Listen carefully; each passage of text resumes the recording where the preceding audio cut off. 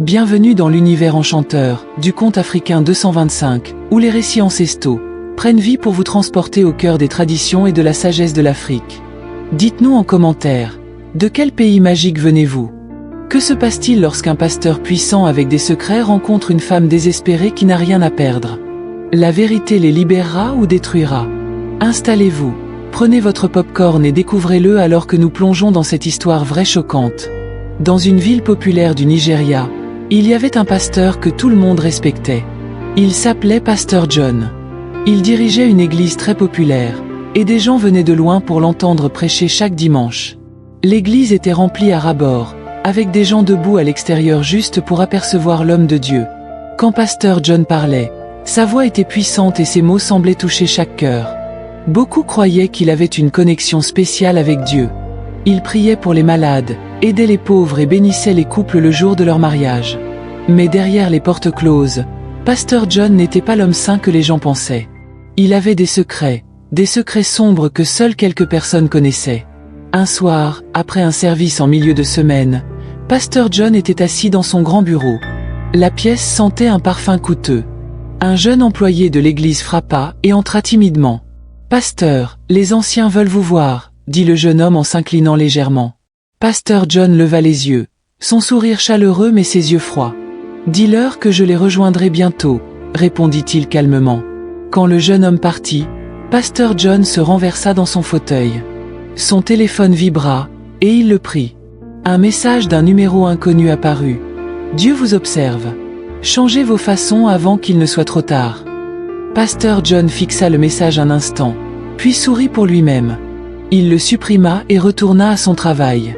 Amaka était une jeune femme avec de grands rêves.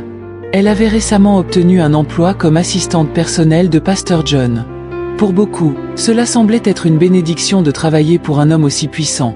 Mais pour Amaka, c'était juste un moyen de survivre.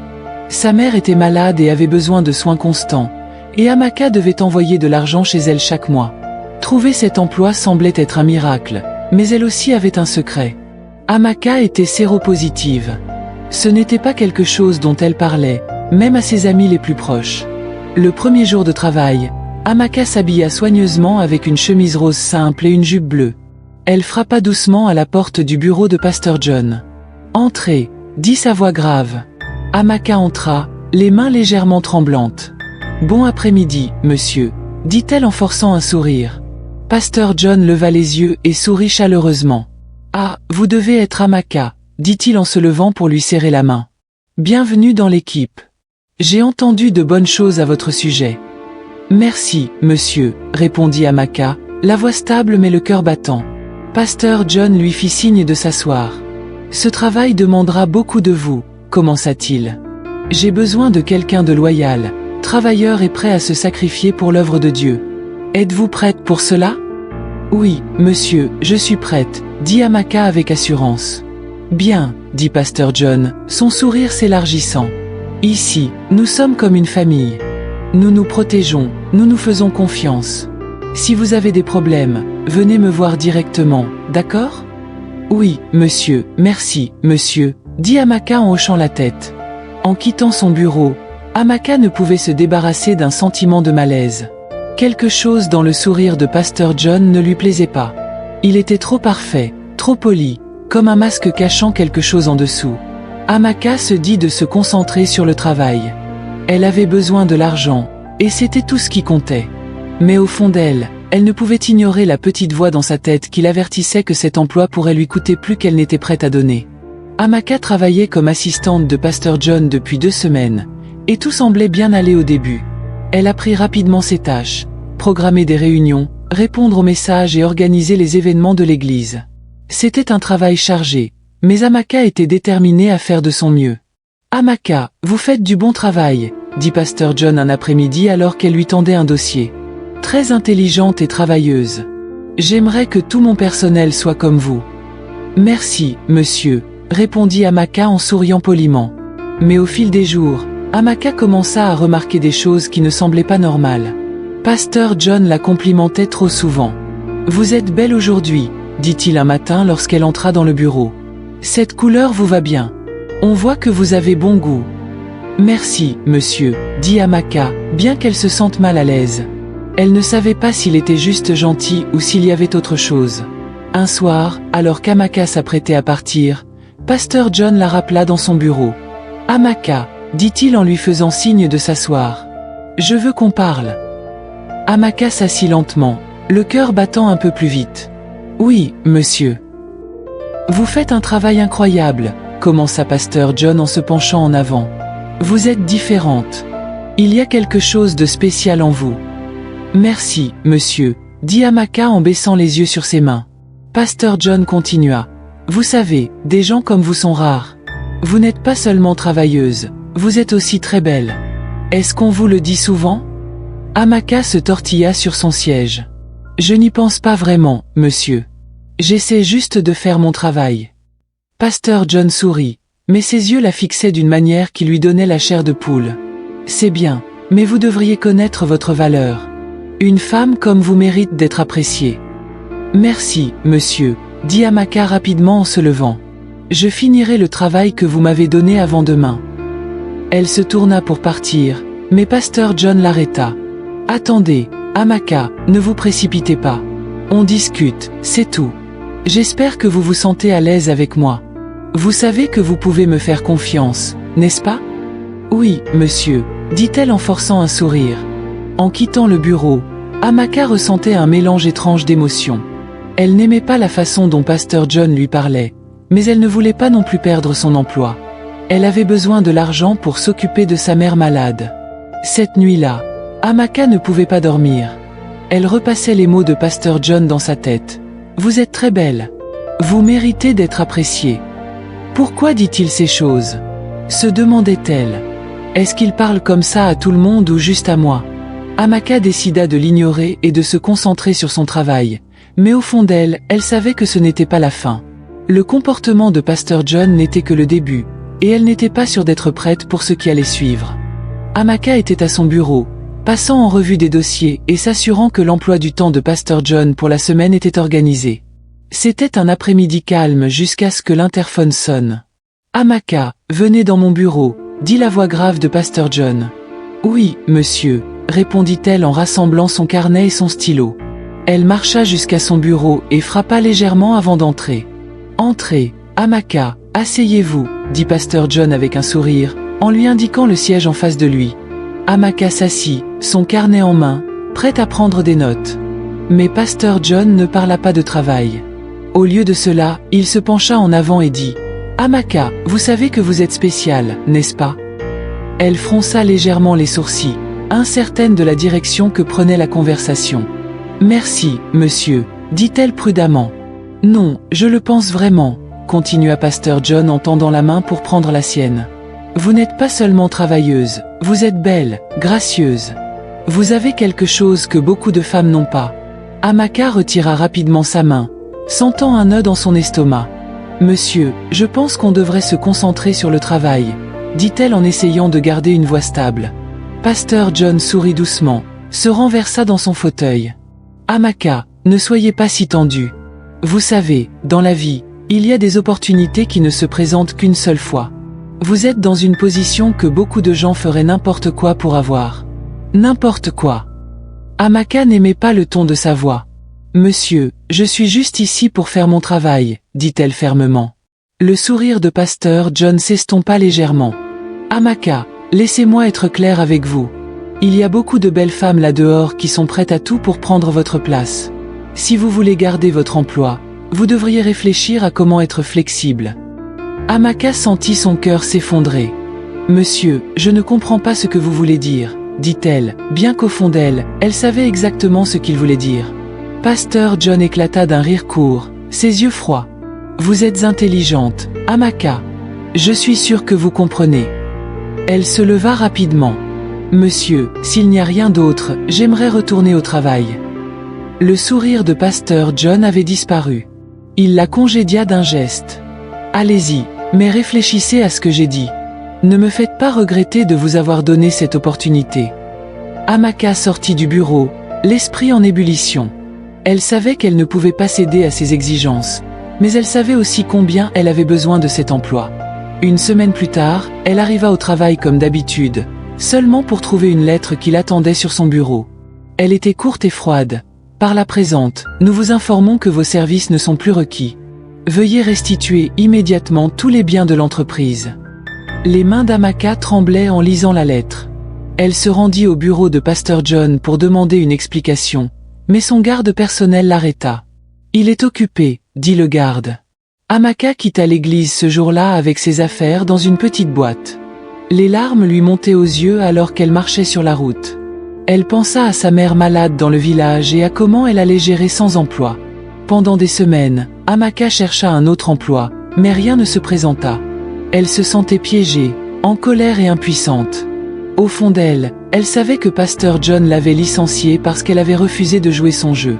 C'était une période sombre pour Amaka, mais elle se promit une chose, elle n'abandonnerait pas. Ce qu'elle ne savait pas, c'est que son histoire avec Pasteur John était loin d'être terminée. Les semaines se transformèrent en mois, et la vie d'Amaka devenait plus difficile chaque jour. Son loyer était dû, et les factures médicales de sa mère continuaient d'arriver. Elle était assise sur son petit lit, regardant ses dernières coupures de monnaie, se demandant comment elle allait acheter de la nourriture. Son téléphone vibra, affichant un avertissement de batterie faible. Elle soupira, parcourant ses contacts, pensant à quelqu'un qu'elle pourrait appeler pour de l'aide. Il n'y avait personne. Elle pensa à Pasteur John et à la façon dont il l'avait licenciée sans pitié. Sa colère bouillonnait, mais aussi son désespoir. Le lendemain matin, elle mit sa plus belle robe et se rendit au bureau de l'église. Elle était prête à ravaler sa fierté. Elle attendit dans la zone de réception, les mains tremblantes. Enfin, Pasteur John sortit de son bureau. Il s'arrêta en la voyant, haussant un sourcil. « Amaka, dit-il, que fais-tu ici ?»« Bon après-midi, monsieur, dit Amaka en se levant. J'ai besoin de vous parler. » Pasteur John regarda autour de lui, puis lui fit signe de le suivre dans son bureau. Il s'assit, se renversa dans son fauteuil. « Je ne m'attendais pas à te revoir. Que veux-tu ? » « Monsieur, je suis désolé pour tout ce que j'ai pu faire de mal. J'ai vraiment besoin de récupérer mon emploi. Les choses sont très difficiles pour moi, dit-elle, la voix brisée. Pasteur John sourit, mais ce n'était pas un sourire gentil. Tu vois, Amaka, je t'ai donné une belle opportunité, mais tu ne l'as pas appréciée. Sais-tu combien de femmes aimeraient travailler pour moi ? Je comprends, monsieur, dit-elle, les larmes lui montant aux yeux. S'il vous plaît, monsieur, je ferai n'importe quoi. Ses yeux s'illuminèrent à ces mots. N'importe quoi, dis-tu ? Demanda-t-il en se penchant en avant. Amaka hocha la tête, la gorge sèche. Elle savait ce qu'il voulait dire. D'accord, dit Pasteur John, son ton adouci. Tu peux récupérer ton emploi, mais tu dois promettre de me montrer du respect. Plus d'attitude comme si tu étais meilleur que moi. Es-tu d'accord ? Oui, monsieur, dit-elle en se forçant à le regarder dans les yeux. Bien, dit-il en se levant. Reviens lundi, et souviens-toi, Amaka, la loyauté est tout. Amaka quitta son bureau, le cœur battant. Elle se détestait d'avoir accepté ces conditions, mais elle n'avait pas le choix. Cette fois, elle se dit qu'elle serait intelligente. Elle garderait des traces de tout. Tout commença par un appel téléphonique de Pasteur John un soir après l'église. « Amaka, dit-il, la voix douce, j'ai besoin de te voir. Pas au bureau, quelque part en privé. »« Où, monsieur ?» demanda-t-elle, faisant semblant de ne pas comprendre. « Je réserverai une chambre d'hôtel ce soir, dit-il. Je t'enverrai les détails. » Son estomac se noua, mais elle accepta. Elle devait aller jusqu'au bout de son plan. La première rencontre fut gênante.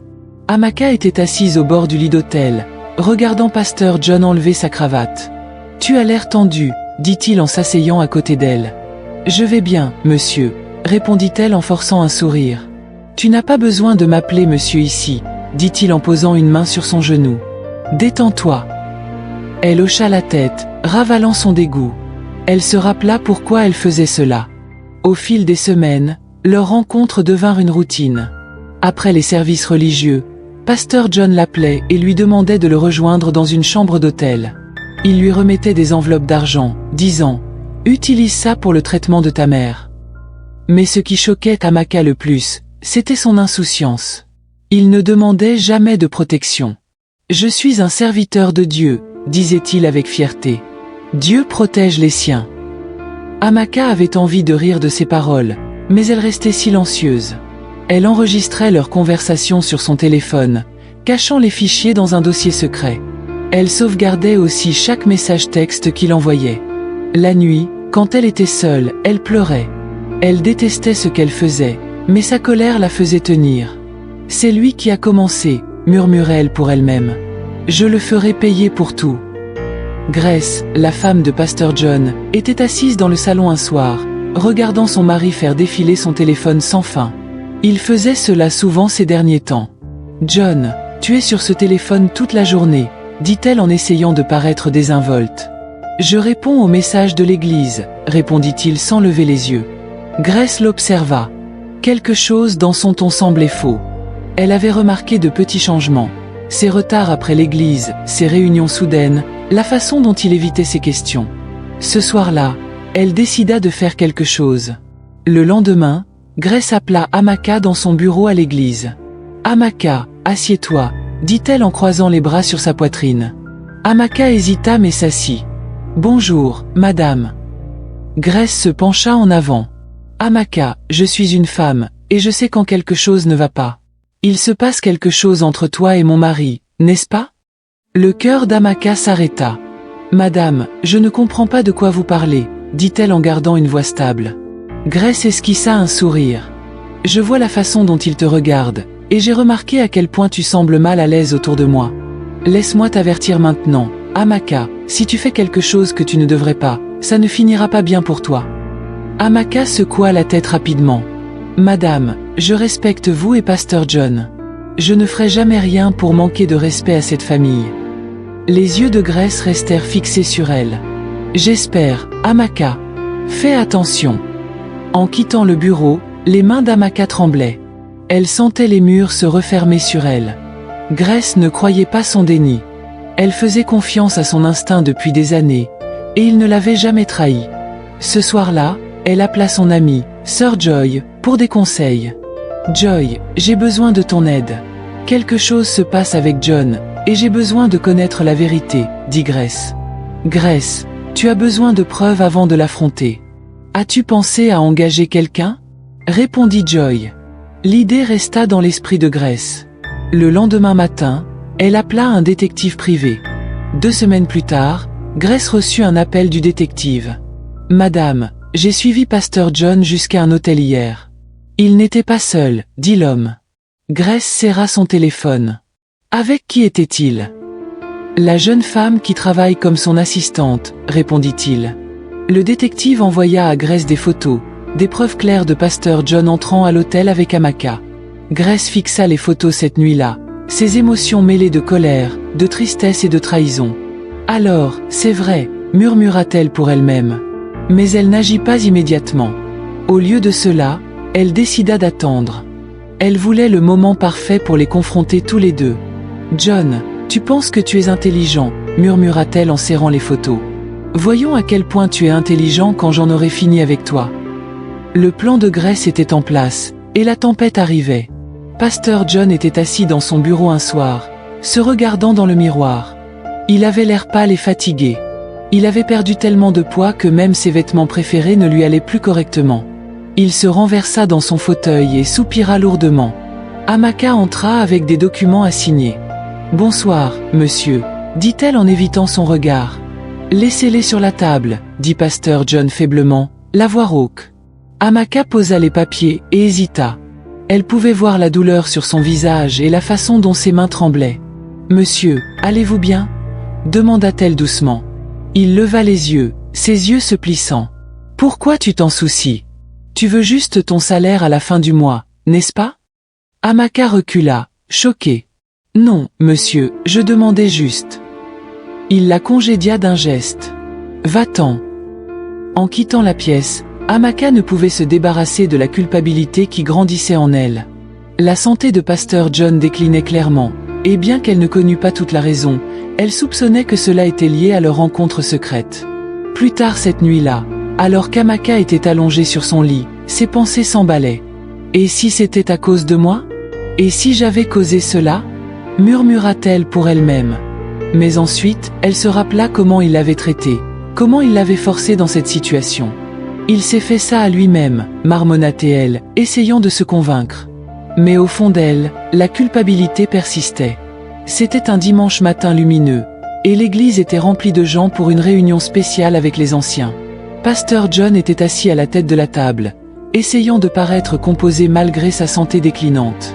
Amaka se tenait à l'arrière de la pièce, évitant le contact visuel avec tout le monde. Soudain, Grace fit irruption dans la pièce, le visage rempli de colère. « Excusez-moi, ancien, mais j'ai quelque chose d'important à vous montrer, dit-elle fort. La pièce devint silencieuse. Le visage de Pasteur John pâlit alors qu'il s'agitait mal à l'aise dans son fauteuil. « Grace, que fais-tu » demanda-t-il en essayant de garder une voix stable. Grace l'ignora et tendit une enveloppe brune au chef des anciens. « Ce sont des photos de mon mari, Pasteur John, avec cette fille, dit-elle en pointant Amaka. Amaka se figea, le cœur battant dans sa poitrine. Le chef des anciens ouvrit l'enveloppe et sortit les photos. Des cris et des murmures remplirent la pièce alors que les anciens regardaient les photos de Pasteur John et Amaka entrant et sortant d'un hôtel. « Pasteur John, qu'est-ce que c'est » demanda un des anciens, la voix sérieuse. « Ce n'est pas ce que ça semble être, dit Pasteur John en se levant, la voix tremblante. Ces photos ne prouvent rien. Grace rit amèrement. « Vraiment, John? Tu penses que je suis aveugle? Tu penses que je ne sais pas ce que tu fais dans mon dos ?» Amaka tenta de parler. « Madame, ce n'est pas comme ça. Tais-toi » lança Grace en la regardant. « Tu penses que je n'ai pas remarqué la façon dont tu agis autour de lui? Tu es tout aussi coupable que lui. » La pièce éclata dans le chaos alors que les anciens débattaient de ce qu'il fallait faire ensuite. Pasteur John continuait de tout nier, mais les preuves étaient trop claires. Amaka restait là, silencieuse, les larmes coulant sur son visage, sachant que sa vie ne serait plus jamais la même. « Pasteur John, vous avez apporté la honte à cette église, dit finalement un ancien. Nous devons régler cela immédiatement. » Alors que Grace sortait de la pièce, elle se retourna pour regarder son mari. « Tu as tout détruit, John. Tout. » Amaka était chez elle, en train de laver des vêtements, quand elle entendit un coup fort à sa porte. Elle essuya ses mains sur sa robe et alla ouvrir. Dehors se tenaient deux officiers de police, l'air très sérieux. « Êtes-vous mademoiselle Amaka Okafor » demanda l'un d'eux. « Oui, oui, je suis. Y a-t-il un problème » demanda Amaka, la voix tremblante. « Vous êtes en état d'arrestation pour avoir sciemment transmis le VIH à Pasteur John » dit l'officier en sortant une paire de menottes. Amaka se figea, les mots la frappant comme un coup. « Quoi ? Transmis le VIH ? De quoi parlez-vous » Le deuxième officier s'avança. « Nous avons une plainte de Pasteur John. Il prétend que vous l'avez infecté délibérément. »« Ce n'est pas vrai. Je n'ai pas. » bégaya Amaka, l'esprit en ébullition. Le premier officier ne lui laissa pas le temps de s'expliquer. Il lui menotta les mains. « Vous pourrez expliquer au poste, dit-il froidement. » Les voisins commencèrent à se rassembler, murmurant entre eux. « Que se passe-t-il » demanda une femme. « N'est-ce pas Amaka ? Pourquoi l'arrête-t-il » murmura une autre. Amaka regarda autour d'elle, le visage brûlant de honte. « S'il vous plaît, laissez-moi prendre mes chaussons, supplia-t-elle. Les officiers l'ignorèrent et la conduisirent à la camionnette de police qui attendait. Elle luttait pour garder son équilibre alors que les murmures de la foule s'amplifiaient. Au poste, Amaka était assise dans la salle d'interrogatoire, les mains toujours menottées. Un officier supérieur entra avec un dossier et s'assit en face d'elle. « Mademoiselle Okafor » commença-t-il en ajustant ses lunettes. « Pasteur John prétend que vous saviez que vous étiez séropositive et que vous avez quand même eu une relation avec lui. Est-ce vrai ?» La voix d'Amaka se brisa alors qu'elle répondait « Je ne l'ai jamais forcé. Il n'a même pas demandé de protection. » L'officier fronça les sourcils. « Donc, vous admettez qu'il y avait une relation ?» Amaka hésita, le cœur battant. Elle se sentait piégée. « Oui, mais c'est lui qui... » L'officier l'interrompit. « Vous aviez le devoir de lui dire votre état de santé. Pourquoi ne l'avez-vous pas fait ?» Les larmes coulèrent sur le visage d'Amaka. « Je lui ai dit une fois. Il s'en fichait. Il a dit qu'il était un homme de Dieu, que rien ne pouvait lui faire de mal. » L'officier se renversa dans son fauteuil, l'observant. « Avez-vous des preuves de cela ?» Amaka hocha la tête rapidement. « J'ai des enregistrements. J'ai sauvegardé des messages. Je savais que quelque chose comme ça pourrait arriver. L'officier haussa les sourcils. Des enregistrements. Oui, il m'a forcé à faire ça. Je ne voulais rien de tout ça. L'officier la fixa un moment, puis se leva. Nous avons besoin de ces enregistrements, mademoiselle Okafor. Pour l'instant, vous resterez en détention. Alors qu'Amaka était conduite dans une cellule de détention, ses pensées étaient un mélange de peur et de détermination. Pasteur John avait retourné la situation contre elle, mais elle n'allait pas tomber sans se battre. Au fond d'elle, elle savait que la vérité finirait par éclater, et elle s'assurerait de cela. La salle d'audience bourdonnait de chuchotements alors que les gens remplissaient les sièges, impatients d'entendre l'affaire qui avait secoué l'église et toute la ville. Amaka était assise à la table des accusés, les mains tremblant légèrement. Son avocat, Maître Chukwu, se pencha vers elle. « Reste calme, Amaka, murmura-t-il. Nous avons de solides preuves. Fais-moi confiance. » De l'autre côté de la pièce, Pasteur John était assis avec son propre avocat, l'air usé et fragile. Sa femme, Grace, était assise dans le public, le visage rigide de colère. Le juge frappa son marteau. Silence dans la salle. Nous allons maintenant commencer. L'avocat de Pasteur John parla en premier. Il dépeignit Pasteur John comme une victime, un homme trompé et trahi par quelqu'un en qui il avait confiance. C'est une affaire de préjudice délibéré, dit l'avocat en pointant Amaka. L'accusé connaissait son état mais l'a gardé secret, mettant sciemment la vie de mon client en danger. Elle l'a manipulé pour son propre gain. Le cœur d'Amaka battait fort alors que les mots s'enfonçaient. Quand ce fut au tour de Maître Chukwu, il se leva avec assurance. « Votre honneur, ma cliente n'est pas la méchante ici. Elle est victime de harcèlement, de menaces et d'abus de pouvoir. Pasteur John a utilisé sa position pour la manipuler dans une relation. Il brandit un dossier. Nous avons des messages textes et des enregistrements vocaux qui montrent comment Pasteur John a contraint Amaka dans cette relation. Permettez-moi de lire un message. » La salle d'audience devint silencieuse alors qu'il lisait à haute voix. « Amaka, n'oublie pas qui t'a donné cet emploi. Si tu veux le garder, tu sais quoi faire. Beaucoup de filles aimeraient prendre ta place. » Des cris résonnèrent dans la salle.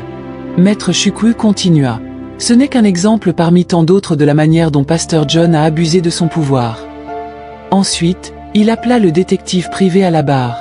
Le détective expliqua comment il avait suivi Pasteur John et Amaka dans plusieurs hôtels, prenant des photos qui confirmaient leur relation. « Ma cliente a-t-elle jamais initié ces rencontres ?» demanda Maître Chukwu. « Non, » répondit le détective. Pasteur John organisait toujours et payait les chambres d'hôtel. Le juge hocha la tête, prenant des notes. Puis vint la partie la plus choquante. Maître Chukwu appela une jeune femme nommée Neka à la barre. Elle était nerveuse mais déterminée. « Dites à la cour ce qui s'est passé entre vous et Pasteur John, » dit-il doucement. Neka s'éclaircit la gorge. « Pasteur John a fait la même chose avec moi. Il m'a promis une bourse si je l'aidais avec le travail de l'église. Mais plus tard, il a commencé à me demander des choses. Je ne savais pas comment dire non. J'avais peur. » D'autres femmes se présentèrent, partageant des histoires similaires. Chaque témoignage entachait davantage la réputation de Pasteur John. Quand Pasteur John fut appelé à témoigner, il avait l'air pâle. Son avocat lui murmura quelque chose, mais Pasteur John secoua la tête et se leva. « Je suis un homme de Dieu, » dit-il, la voix tremblante. « Ces femmes mentent pour me détruire. » Maître Chukwu ne se laissa pas faire. « Si vous êtes un homme de Dieu, Pasteur John, pourquoi avez-vous rencontré Amaka dans des hôtels? Pourquoi n'avez-vous pas nié ces accusations dès le début? » Pasteur John bégaya. « J'étais faible, mais je n'ai fait de mal à personne intentionnellement. » La tension dans la salle était palpable alors que le juge appela une pause. Amaka resta assise en silence, retenant ses larmes. Maître Chukwu posa une main rassurante sur son épaule. « Nous avons bien fait jusqu'à présent, » dit-il. « Voyons comment cela se déroule. » Alors que les gens sortaient de la salle d'audience pour la pause, les chuchotements et les débats remplissaient l'air. La vérité éclatait au grand jour, mais le verdict final restait incertain. La salle d'audience était calme alors que l'avocat d'Amaka, Maître Chukwu, se leva avec un dossier en main. Il regarda directement Pasteur John. « Votre honneur, » commença-t-il, « il est porté à notre attention que ma cliente, Amaka, n'est pas la seule femme à avoir eu des relations avec Pasteur John. En fait, Plusieurs femmes se sont manifestées pour partager leurs histoires. La foule murmura de choc. Pasteur John s'agita inconfortablement sur son siège, la sueur perlant sur son front. Maître Chukwu continua. Permettez-moi de présenter le témoignage de ces femmes. La première témoin, une femme d'âge moyen nommée Chidinma, s'avança à la barre. Elle évitait le contact visuel avec Pasteur John en parlant. « Il m'a promis de m'aider avec mon loyer quand j'ai perdu mon emploi », dit Chidinma, la voix tremblante. Mais au lieu de cela, il m'a demandé de le rembourser d'une manière qui était mal. Je n'avais pas le choix. Je ne pouvais pas perdre ma maison. La deuxième femme, Eniola, suivit. Il m'a dit que j'étais spécial et que Dieu voulait que je sois proche de lui. Je l'ai cru, mais plus tard, j'ai réalisé qu'il avait dit les mêmes mensonges à d'autres femmes dans l'église. Une à une, les femmes révélèrent leur rencontre avec Pasteur John. La cour écoutait en silence, chaque histoire ajoutant à la tension dans la pièce. Puis, Maître Chukwu porta le coup final. « Votre honneur, nous avons des preuves médicales que plusieurs de ces femmes ont été testées positives au VIH avant toute interaction avec ma cliente.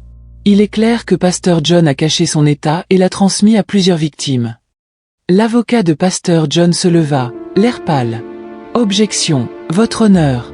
C'est une tentative de diffamation contre mon client. » Mais le juge fut ferme. « Objection rejetée. Les témoignages sont recevables. » Les anciens de l'église assis dans la salle d'audience semblaient horrifiés.